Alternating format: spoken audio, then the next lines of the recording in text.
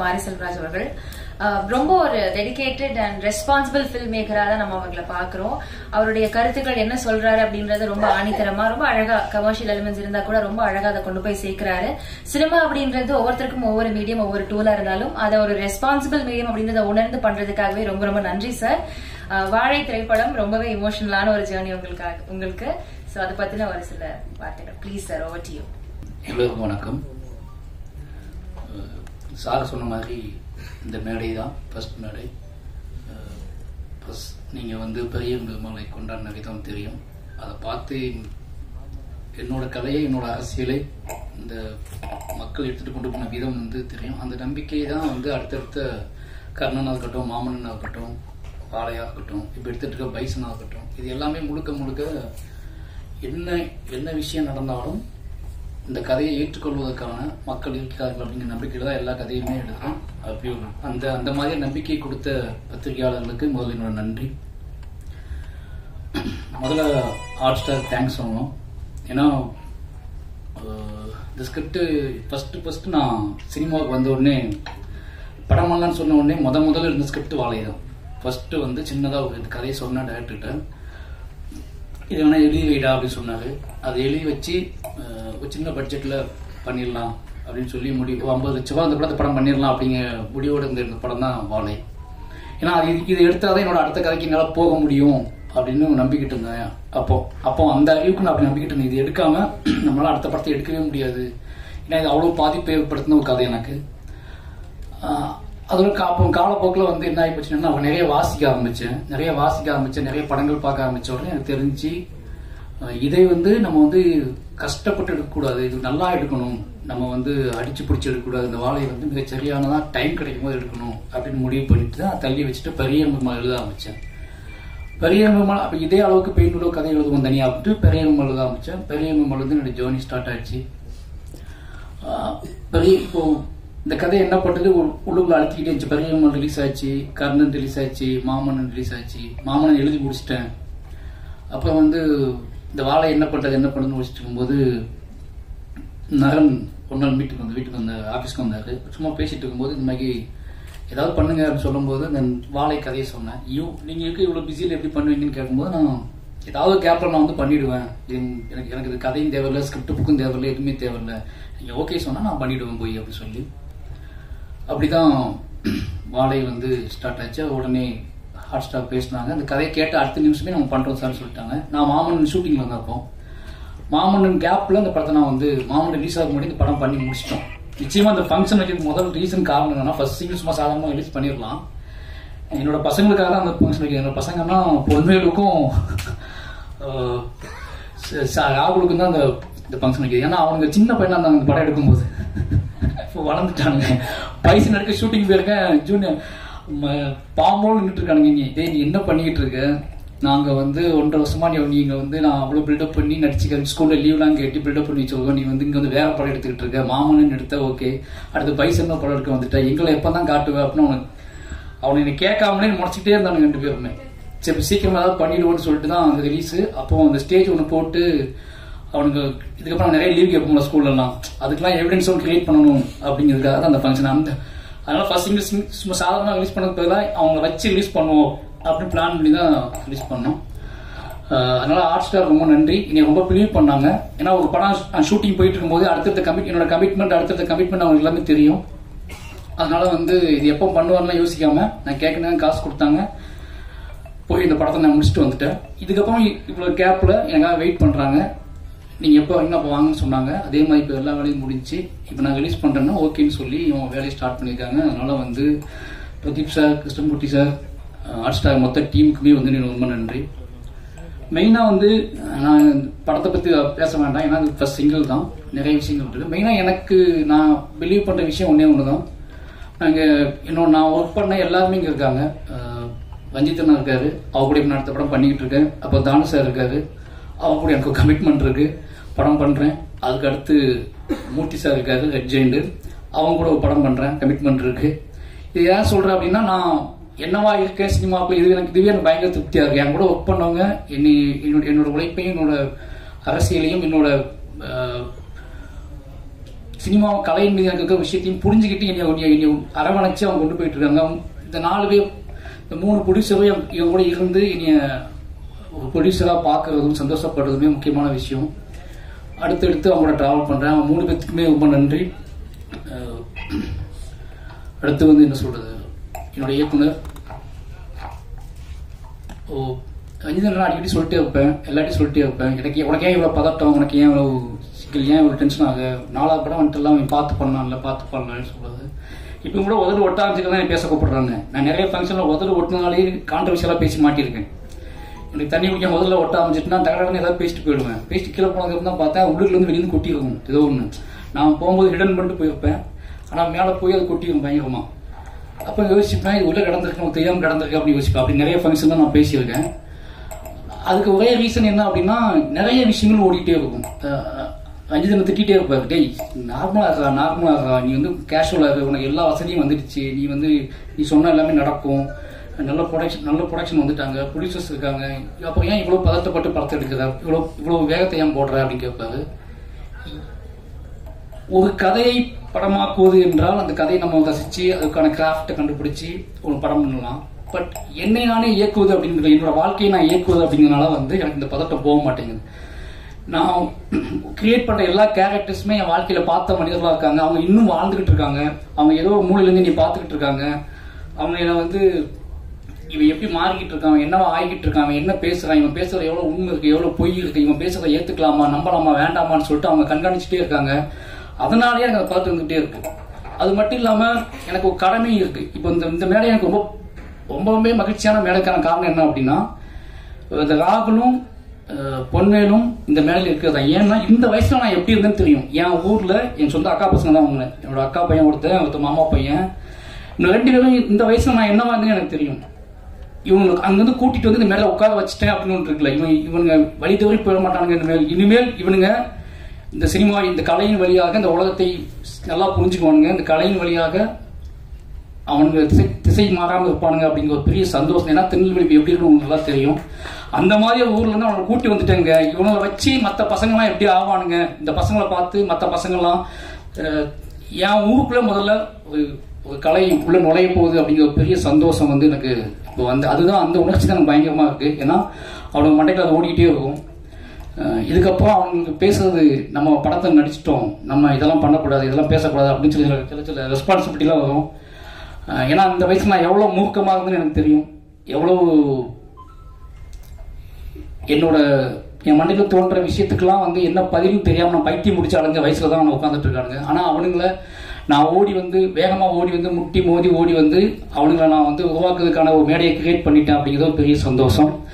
அப்படி ஒரு மேடையை அமைச்சு அப்படி நீ உருவாக்குன ராம் சாருக்கு தான் ரொம்ப நன்றி சொல்லுவேன். ஏன்னா நீ உன்னோட வேலை வந்து படம் பண்ணி நீ ஜெயிச்சு காசு சம்பாதிக்கிறது இல்லை, நீ ஒரு விக்டிமாவே இருந்துருக்க. அதனால உன்னோட கதையை வந்து நீ எப்பவுமே வந்து அழுத்தமா சொல்லிக்கிட்டே இருக்கணும். நீ என்ன ஆனாலும் இந்த கதையை ஒன்று பின்வாங்கிடாத. உன்னோட கதை அப்படிங்கிறது உனக்கான கதை மட்டுமில்லை, உனக்கு பின்னாடி வரப்போகிற சந்ததியினருக்கான கதை. அதை வந்து எப்பவும் மிஸ் பண்ணாத. நீ என்ன ஆனாலும் அது மாறிடாதுன்னு சொன்னதுனால தான் முழுக்க நான் அது கூடவே டிராவல் பண்ணிக்கிட்டே இருக்கேன். சொன்ன மாதிரி இன்னும் என்ன சொல்றது, நான் மீண்டு வெளியே வருவதற்கே ஒரு நாளாகும். என்னோட கதையை முடித்து கொண்டு வெளியே வருவதற்கே ஒரு நாளாகும். அப்படியாப்பட்ட படம் கதைகள் தான் தொடர்ந்து நான் பண்ணிக்கிட்டு இருக்கேன். அதனால வந்து என்னோட இயக்குனருக்கு வந்து இதே மேடையில் நான் சொன்னேன்னு நினைக்கிறேன். என்னோட இயக்குனர் இருக்கிற வரைக்கும் எனக்கு சின்ன மாற்றம் கூட நீங்கள் பார்க்க முடியாது.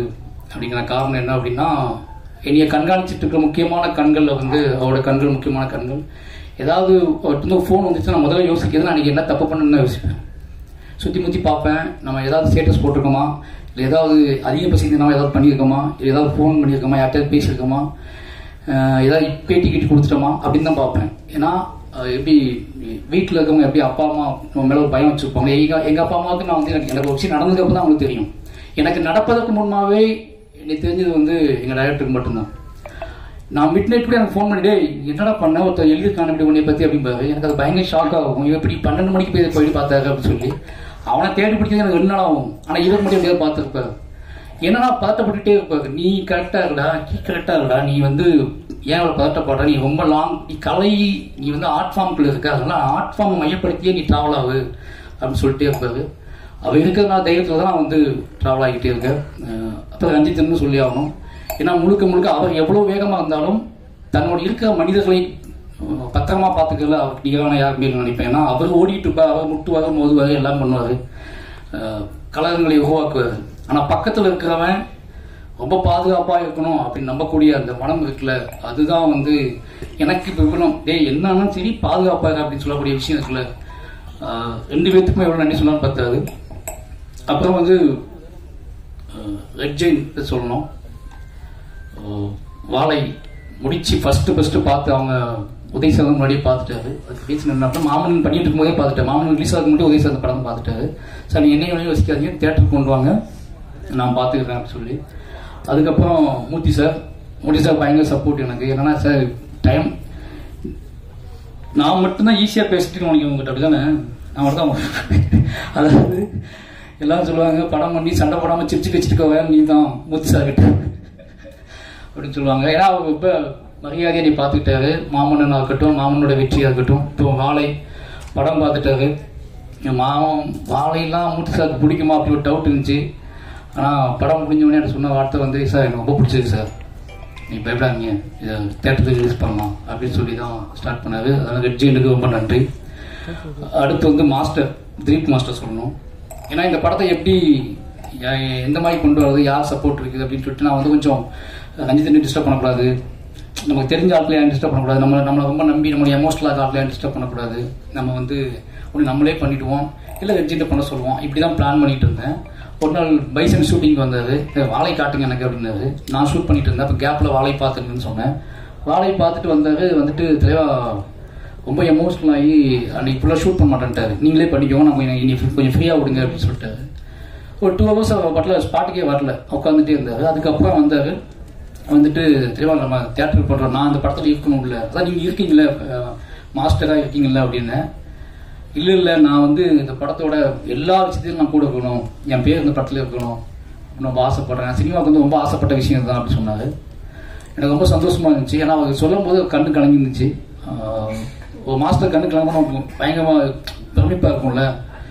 அப்போ ஓகே மாஸ்டர் அப்படின்னு சொல்லி தான் உள்ளே வந்தார். அவரோட கம்பெனி வந்து அவரோட ப்ரொடக்ஷன் உள்ளே வந்து என் கூட சேர்ந்து நீ என்ன வேணாலும் பண்ணுங்க, அந்த படத்துல ஃபுல்லாக நான் ட்ராவல் பண்ணுறேன்னு சொல்லி சப்போர்ட் பண்ணுறாரு. அவருக்கு ரொம்ப ரொம்ப நன்றி. ஏன்னா அவரோட ரிவ்யூ பார்த்துட்டு தான் எனக்கு ரொம்பவே என்ன சொல்றது, அவரோட அந்த ஆக்ஷன் சீக்வன்ஸ் எடுத்துக்கிட்டு இருந்தார்.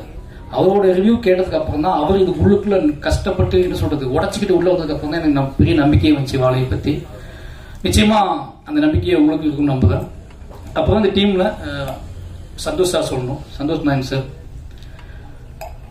எல்லாம் சொல்ற மாதிரி சந்தோஷ் சார் எனக்கு ஒரு மேஜிக் இருக்கு. காரணம் என்னன்னா ஒரு ஃப்ரீடம்.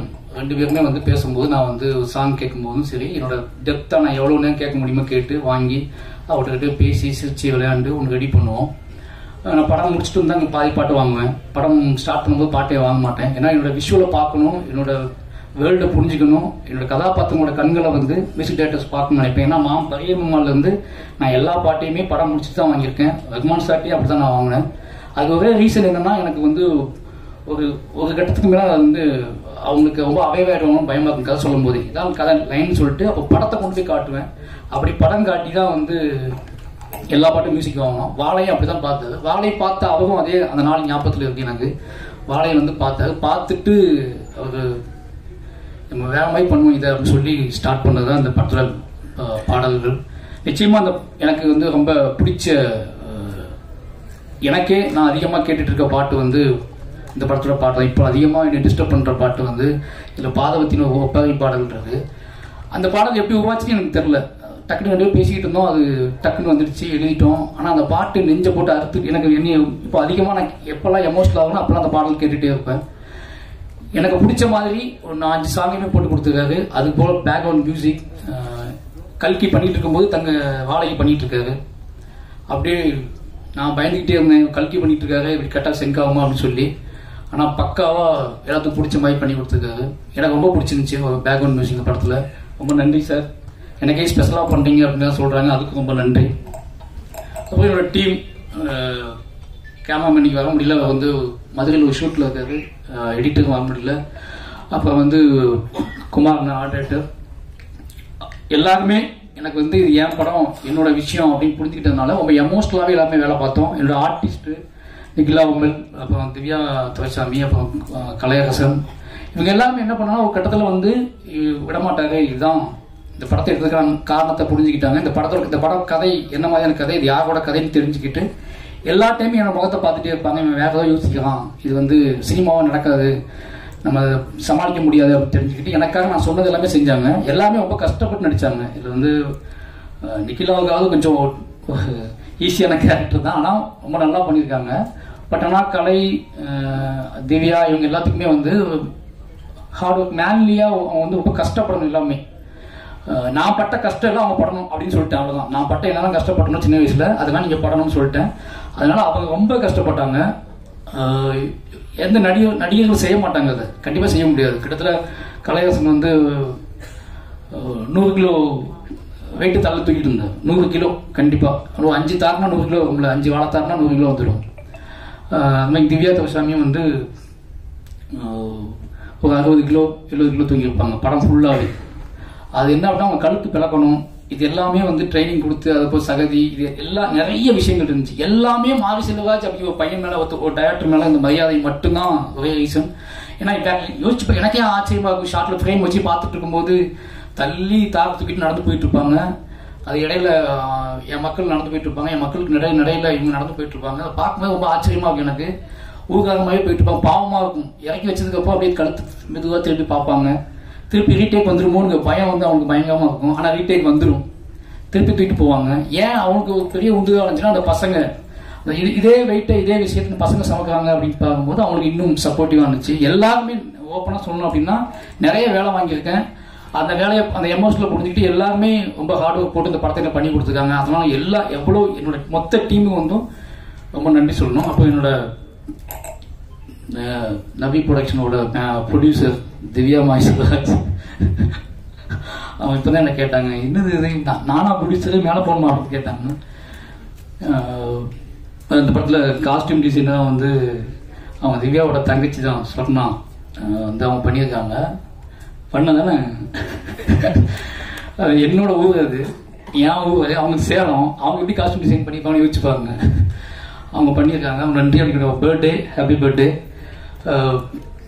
திவ்யா வந்து எனக்கு நல்லா தெரியும். நாங்கள் லவ் பண்ண காதலிக்க ஆரம்பிச்ச காலகட்டத்தில் சினிமாவுக்கு டிக்கெட் வாங்கி ஒரு நாள் நல்லா ஒரே ஒரு விஷயம் சொல்லணும். ஒரு விஷயம், நானும் திவ்யாவும் ஃபஸ்ட்டு படத்துக்கு போனோம். இதற்கு தானே ஆசைப்பட்டாய் பாலகுமார்னு சொல்லிட்டு அந்த படம் ஃபேமிலியாக போயிருந்தோம். அப்போ தங்கமீன்கள் ரிலீஸ் ஆகிருந்துச்சு, கொஞ்ச நாள் முன்னாடி ரிலீஸ் ஆகி முடிச்சிருந்துச்சு. அப்போ தான் ஃபஸ்ட் டைம் படத்தை கூட்டிட்டு போயிருந்தேன். உள்ளே உட்காந்து படம் ஆரம்பிச்சு விஜய் சேவிஸாக காட்ட கூட செய்யல. அதுக்கு எங்கள் டைரக்டர் வந்து ஃபோன் வந்துச்சு. ஃபோன் வந்துட்டு எங்கடா அதுக்கு படம் பார்த்துட்டு டே வெளியே வர அந்த புக்கு ஒன்று வாங்கிட்டு வர, அந்த புக்கை வாங்கிட்டு வந்து அது என்ன இருக்கான்னு பார்த்து சொல்கிறா அப்படின்னு சொன்னாரு என்கிட்ட. நான் எழுச்சி வெளியே வந்துட்டேன். எழுச்சி வெளியே வந்து அப்புறம் புக்கை தேடி கண்டுபிடிச்சி புக்கை பேசி நானும் சாகம் பேசிகிட்டே இருந்து படமே முடிஞ்சிருச்சு. என் படம் முடிச்சுட்டு வெளியே வந்தாங்க. அப்போ தான் அவங்களுக்கு வந்து சினிமாவுக்குள்ளே இருந்துக்கிட்டே சினிமாவை பற்றி டைரக்டர் வந்து பேசிகிட்டு இருக்கிற விஷயம்லாம் அவங்களுக்கு பயங்கர ஷாக்காக இருந்துச்சு. ஏன்னா ஒவ்வொரு படத்துக்கும் டிக்கெட் கேட்டு கெஞ்சுவாங்க என்கிட்ட.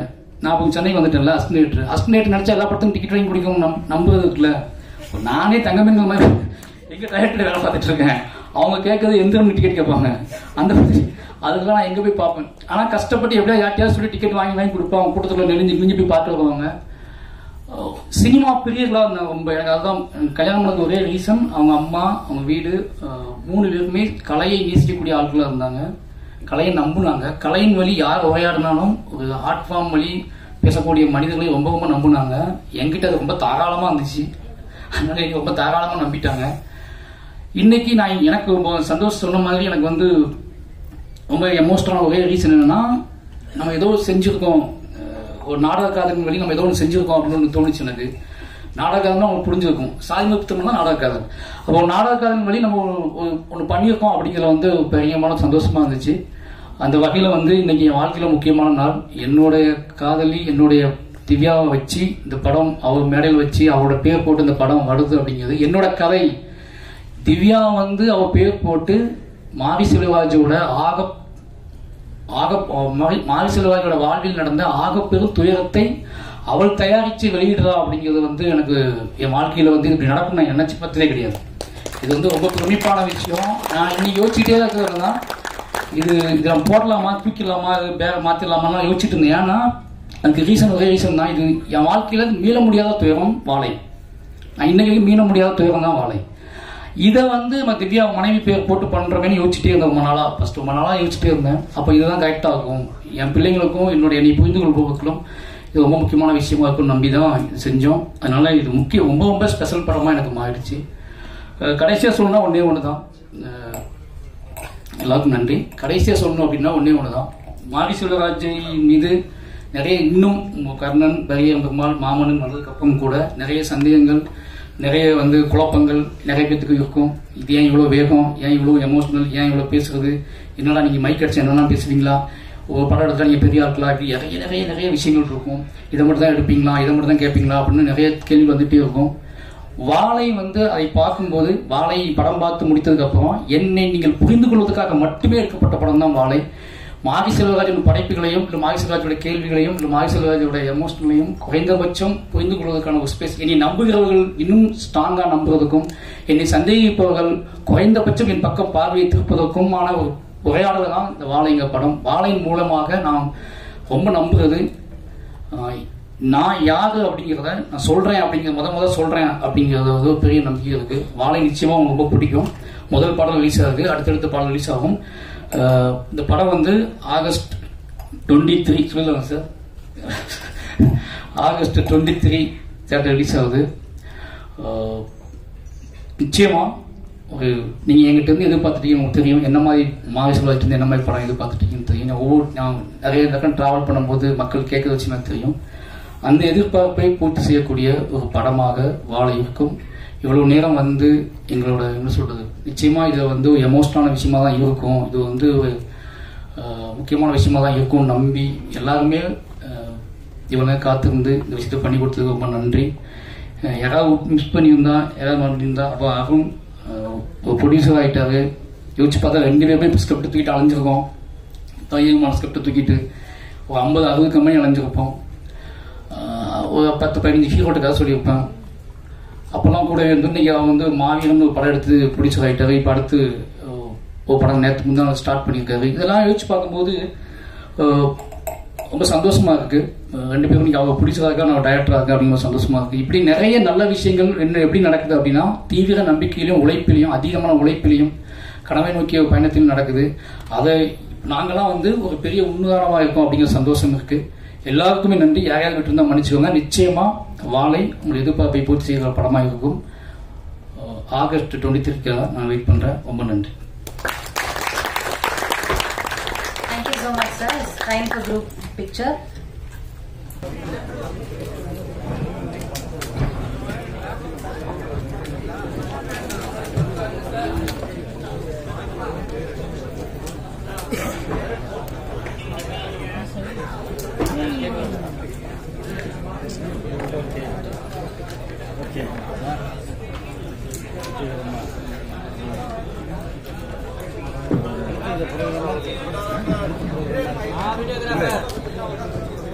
Inspector.